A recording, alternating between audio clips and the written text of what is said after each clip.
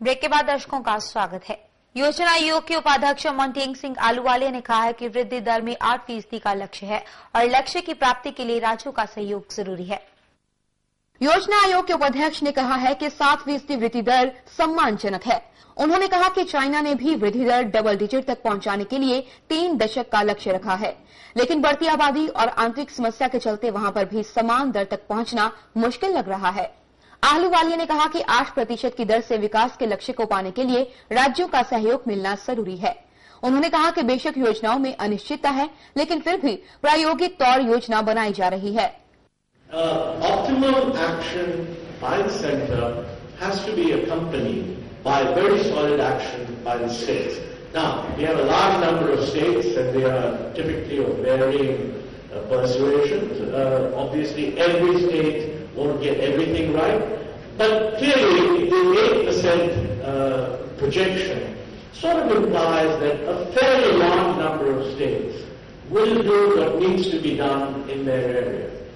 But you are recognizing that there are uncertainties here about policy for the first time ever in our planning experience. Channel 2 के लिए नई दिल्ली से bureau report. Delhi प्रदेश कांग्रेस ने विधानसभा चुनाव को लेकर तैयारियां शुरू कर दी हैं। गौरतलब है कि इस साल दिल्ली में विधानसभा चुनाव होंगे और चुनाव के मद्देनजर सत्ताधारी दल अपनी सभी कमियों को दूर कर लेना चाहती है ताकि चुनाव के वक्त जनता कांग्रेस से जवाब न मांगे। अब हमारे पास समय है चुनाव का। हमारी जो दिल्ली प्रदेश कांग्रेस कमेटी है उसने पिछले 5 साल में कोई दिन खाली नहीं रखा और आपने देखा होगा चुनाव हो या ना हो पार्टी तो मजबूत रहनी चाहिए, कार्यकर्ता मजबूत रहना चाहिए। तो हमने पिछले कई सालों में पैदल यात्राएं, ब्लॉकों के सम्मेलन, जिले के सम्मेलन, कोई ना कोई कार्रवाई हमारी होती रही और हमने चुनाव हो या ना हो लेकिन पार्टी फंक्शनल होनी चाहिए और काम करने वाली होनी चाहिए। वही जिम्मेदारी अब उन लोगों को दी है कि इस साल में वो सबको जोड़ें, कहीं कोई कमी हो तो उसे दूर करें और काम करें। हर चुनाव का जो नतीजे हैं उससे हमें घबराना नहीं चाहिए। क्या हम अपना काम ठीक कर रहे हैं या नहीं कर रहे हैं, क्या पार्टी अपना काम ठीक कर रही है या नहीं कर रही। जो राजनीतिक माहौल है उसे मैं नहीं बदल सकता, कोई भी नहीं बदल सकता और जो पार्टी का कार्यकर्ता है उसमें जान होनी चाहिए कि वो उस चुनौती का सामना करने के लिए तैयार रहे। उसके लिए हमारा संगठन पहले भी खूब जोर से तैयार था और आगे भी तैयार है। जेडीयू ने बिहार के लिए विशेष राज्य का दर्जा देने की मांगों को लेकर दिल्ली में 17 मार्च को महारैली का आयोजन करने का ऐलान कर दिया है। नीतीश कुमार की अध्यक्षता में कल जेडीयू नेताओं की बैठक हुई। मीटिंग में 17 मार्च को चर्चा में महारैली करने का फैसला किया गया। जेडीयू ने कहा कि रैली में दिल्ली में रहने वाले राज्य के लोग बड़ी संख्या में जुटेंगे।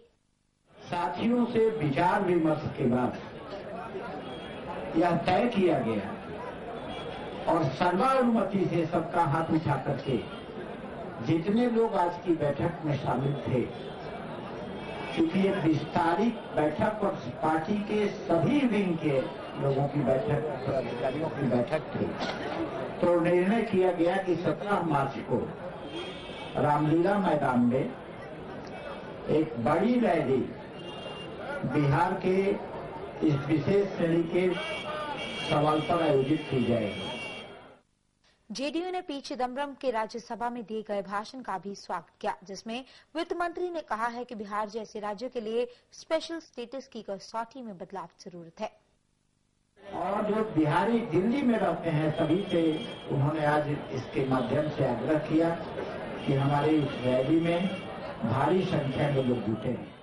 चैनल 2 के लिए पटना से ब्यूरो रिपोर्ट। सऊदी अरब के मक्का और मदीना जैसे धार्मिक स्थलों के आसपास शॉपिंग कॉम्प्लेक्स बनाने का ऑल इंडिया उलेमा और मशाइख बोर्ड ने कड़ा विरोध किया है और बोर्ड ने भारत सरकार के लोगों की भावनाओं से सऊदी अथॉरिटी को अवगत कराने का आग्रह किया है। बोर्ड के सदस्यों ने कहा है कि इस ऐतिहासिक विरासत को बर्बाद करने की बजाय संरक्षित करने की जरूरत है, क्योंकि ये पैगंबर मोहम्मद की जन्मस्थली भी है। सऊदी हुकूमत मदीने मुनव्वरा और मक्का मुअज़्ज़मा में जो हमारे प्रॉफेट मोहम्मद रसूलुल्लाह सल्लल्लाहु अलैहि वसल्लम की जाए पैदाइश है, बर्थ प्लेस, उसको रिमूव करके वहां पर मार्केटिंग कॉम्प्लेक्स का उन्होंने प्रोग्राम बनाया है और मदीने में मस्जिदों को तोड़ रहे हैं, जिससे कॉमर्शियल एरिया डेवलप कर रहे हैं, पार्किंग बना रहे हैं। तो इससे रोकने के लिए उन्हें जो वैंडलिज्म हो रहा है, इस्लामिक हेरिटेज को डिस्ट्रॉय कर रहे हैं, उस डिस्ट्रक्शन को रोकने के लिए उसके खिलाफ एहतजाज कर रहे हैं कि सऊदी हुकूमत जो इस्लामिक हेरिटेज है, जो इस्लामिक एलिमेंट्स के जो प्लेसेस हैं, उनकी वो सेफ्टी करे, ना कि उसे डिस्ट्रक्ट करे। उसी के अगेंस्ट हम लोग प्रोटेस्ट करने आए हैं। तो सऊदी हुकूमत को भी हम लोग यहाँ से मेमोरेंडम भेजेंगे और अपनी हुकूमत से भी हम लोग ये अपील कर रहे हैं कि डेमोक्रेटिक वे में हमारी ये बात को उस तक पहुंचाएं। इसलिए कि इस्लामिक हेरिटेज का ताल्लुक, इस्लामिक कल्चर का ताल्लुक ये पूरी दुनिया के मुसलमानों से है, ना कि किसी एक हुकूमत से।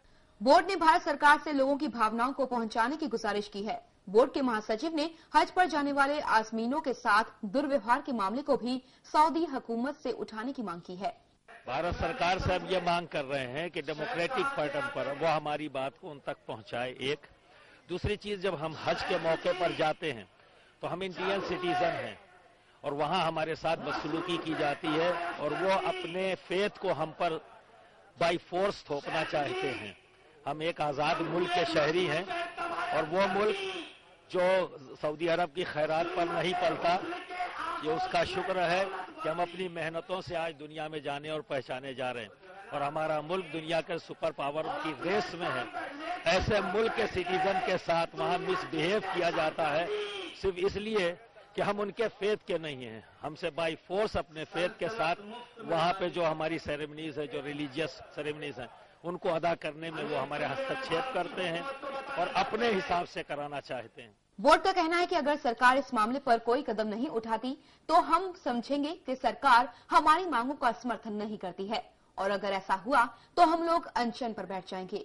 हम ये बात सरकार तक पहुंचा रहे हैं। अगर इस पर कोई एक्शन नहीं लेती है तो हम ये जरूर कहेंगे कि हमारा सरकार साथ नहीं देती। अब हमने ये बात पहुंचाई है आज, अब आगे अगर इस पर सरकार एक्शन नहीं लेती है तब फिर हम ये भी कहने के लिए यहाँ बैठेंगे कि सरकार ने हमारी नहीं सुनी। चैनल 2 के लिए नई दिल्ली से ब्यूरो रिपोर्ट। देश भर में महिलाओं के खिलाफ बढ़ रहे अपराधों के बीच इम्फाल में छेड़छाड़ करने वाले एक युवक को लोगों ने पीटा और फिर पुलिस के हवाले कर दिया। इतना ही नहीं बल्कि लोगों ने आरोपी का सिर मूंदकर उसे उसकी करतूतों का एहसास भी करवाया। एक और देश में बच्चों और महिलाओं के खिलाफ अपराध बढ़ते जा रहे हैं तो वहीं मणिपुर में स्कूली लड़की के अपहरण और छेड़छाड़ के मामले में एक अलग वाकया सामने आया। एक ऑटो रिक्शा वाले की ओर से स्कूली बच्ची का अपहरण करके उसके साथ छेड़छाड़ किए जाने की घटना सामने आई है। पीड़ित लड़की केंद्रीय विद्यालय के 6ठी क्लास में पढ़ती है और मकलांग मामलंग लकई की रहने वाली है। ये अपने घर से इस ऑटो में बैठकर स्कूल के लिए निकली, लेकिन रास्ते में ड्राइवर ने गलत रास्ता लेते हुए लड़की को थांगमई बंद सिनम लईकई रोड पर ले गया।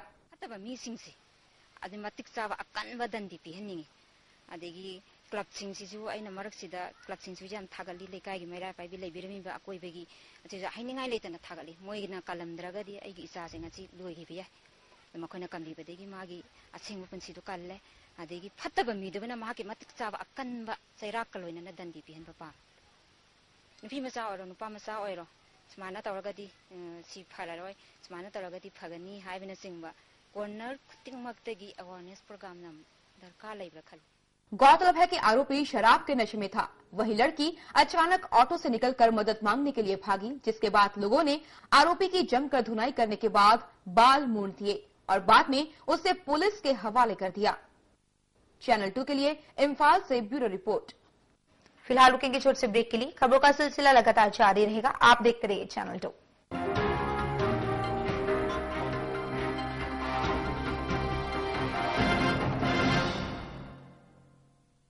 अब हर मॉर्निंग होगी पेन फ्री मॉर्निंग। बवासीर के लिए जॉली वासीर, दूसरा कोई नहीं। याद रहे, बवासीर के लिए सिर्फ Jolly Vasir. Jolly Vasir capsules and gel 100% Ayurvedic. Sunny enclave पेश करते हैं built up houses, multi storey flats ਅਤੇ इंडिपेंडेंट विलास। एक सुनहरी मौका अपना मनपसंद आशियाना खरीदਣ ਦਾ। ਚੰਡੀਗੜ੍ਹ ਤੋਂ ਸਿਰਫ 5 ਕਿਲੋਮੀਟਰ ਦੀ ਦੂਰੀ ਤੇ ਬਣੀ ਇਸ ਟਾਊਨਸ਼ਿਪ ਵਿੱਚ ਚੌੜੀਆਂ ਸੜਕਾਂ, ਪੀਣ ਦੇ ਪਾਣੀ ਦੇ ਯੋਗ ਪ੍ਰਬੰਧ, ਸਿਕਿਉਰਿਟੀ ਦੇ ਪੁਖਤਾ ਇੰਤਜ਼ਾਮ ਅਤੇ easy home loan facility. Prime location ਲਈ तुरंत संपर्क करो। Bajwa developers limited, Sunny enclave, Chandigarh road Kharar, Amloh road Khanna और पेहुआ रोड पटियाला।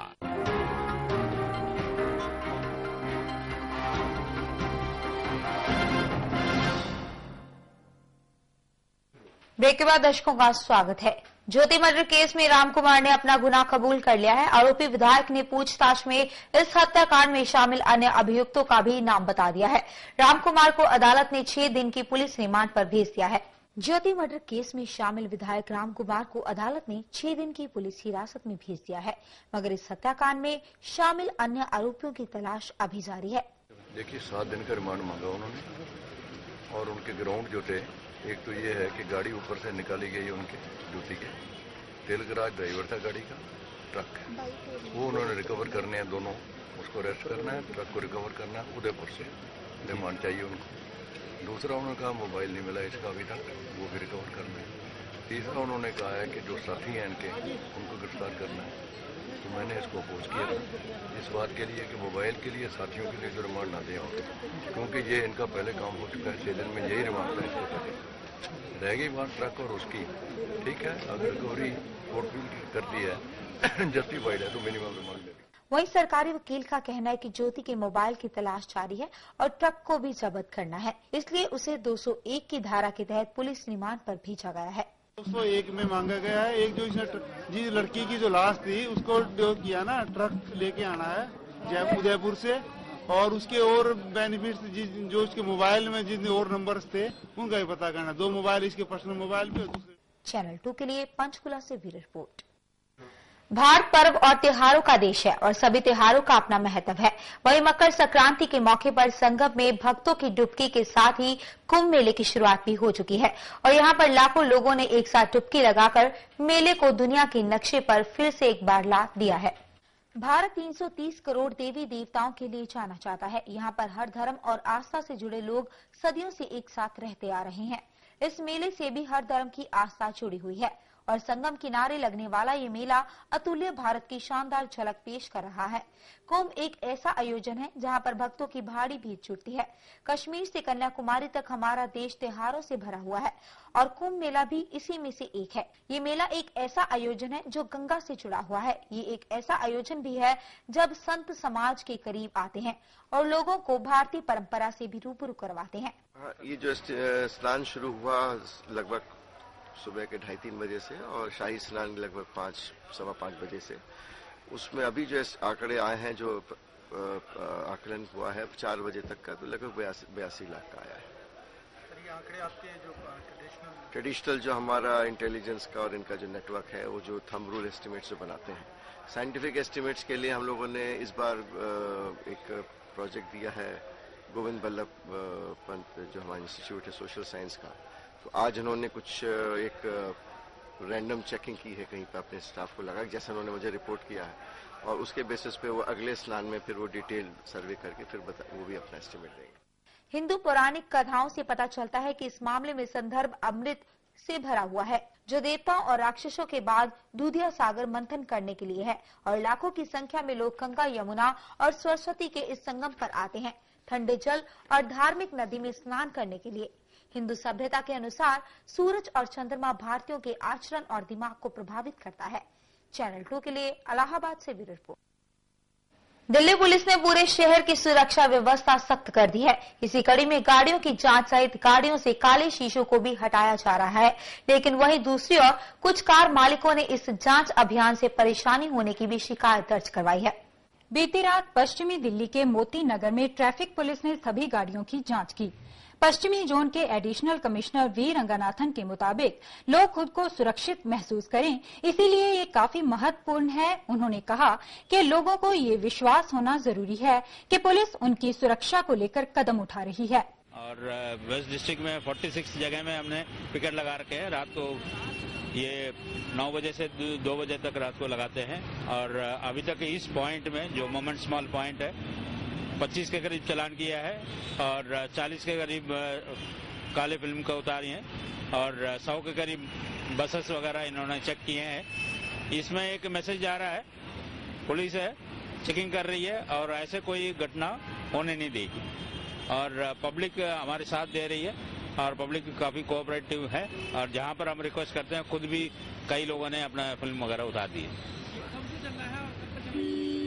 ये कंटिन्यूअस चल ही रहा है और हमने पिछले 10 दिन से तो ये कंटिन्यू कर रहे हैं और आगे भी ये चलेगा। एसीपी ने आगे कहा कि उन्हें लोगों से काफी मदद मिल रही है।